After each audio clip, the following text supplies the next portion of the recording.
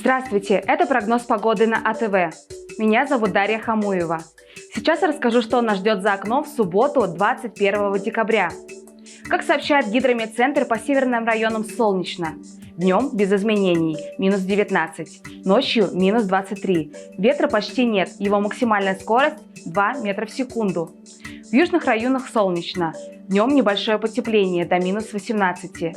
Ночью холодно, минус 29. Порывы ветра до 3 метров в секунду. В западной части тоже солнечно. Днем минус 17, ночью минус 25. Скорость ветра 4 метра в секунду. В Улан-Удэ солнечно. Температура воздуха остается на прежних отметках.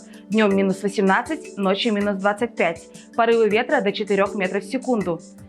В любую погоду не забудьте взять с собой улыбку. С вами была Дарья Хамуева. Всем пока!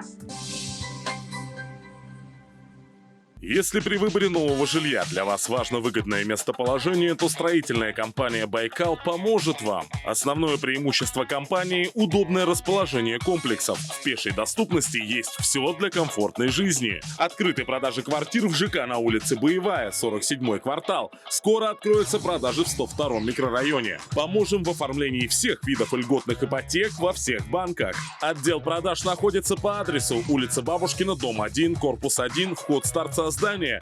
Телефон 607 047. Строительная компания «Байкал». Квартира мечты, когда все рядом.